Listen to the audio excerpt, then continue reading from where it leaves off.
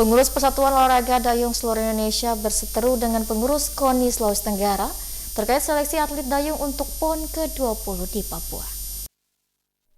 Di tengah persiapan menghadapi PON ke-20 di Papua, terjadi kisru antara Pengprov Persatuan Olahraga Dayung seluruh Indonesia (PODSI) dan KONI Sultra terkait hasil seleksi atlet dayung yang saat ini sudah masuki pemusatan latihan di Kota Kendari. Meski PODSI Sultra sudah melakukan seleksi selama 3 hari dan memilih 43 atlet dayung terbaik, namun KONI Sultra kembali meminta agar PODSI melakukan seleksi ulang. Bahkan sejumlah atlet yang mengikuti pemusatan latihan daerah saat ini hasil seleksi KONI bukan dari PODSI Sultra.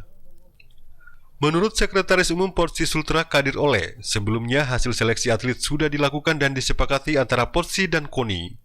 Jika KONI meminta pelaksanaan seleksi ulang, menurut Kadir Oleh hal tersebut tidak mendasar dan tidak memiliki alasan yang kuat, apalagi waktu pelaksanaan seleksi ulang sangat terbatas.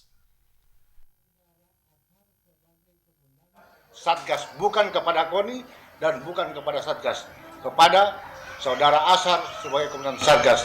Kenapa? Karena kami memilih ada itikat baik yang tidak bagus. Ada moral hazard yang tidak kelihatan di sini. Salah satunya kita disuruh seleksi, dikasih batas waktu sampai dengan pukul 00 pada tanggal 1, sementara dia hanya memberitahukan kepada kita melaksanakan seleksi 4 Juni. Ini ada apa? Itulah dasar surat kami, kenapa kami sampaikan kepada gubernur. Bahkan ada tadi berseliweran berita bahwa pengurus PODSI tidak punya itikat baik dalam persoalan ini. Saya mau tanya, yang punya landasan, yang punya yang punya tanggung jawab untuk ini sebenarnya siapa? Untuk cabang olahraga dayung. Yang punya tanggung jawab, yang punya kewenangan penuh, PODSI kah? KONI kah? Satgas kah? Menurut Wakil Ketua Bidang Organisasi PODSI Sultra, KONI tidak memiliki kewenangan untuk melakukan seleksi atlet. Sebab berdasarkan aturan, PODSI adalah induk organisasi cabang olahraga dayung yang melakukan pembibitan dan pembinaan olahraga dayung prestasi di seluruh Indonesia.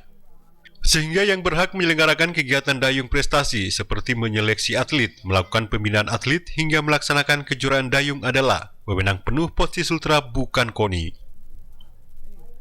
Setelah tanggal 1, tetapi ternyata sampai dengan tanggal 1 kita tidak dimasukkan, malah dimasukkan atlet-atlet yang bukan hasil seleksi. Padahal pemondokan untuk pelatda yang dimulai tanggal 1 dan seterusnya itu adalah pemondokan hasil seleksi cabur-cabur untuk TC.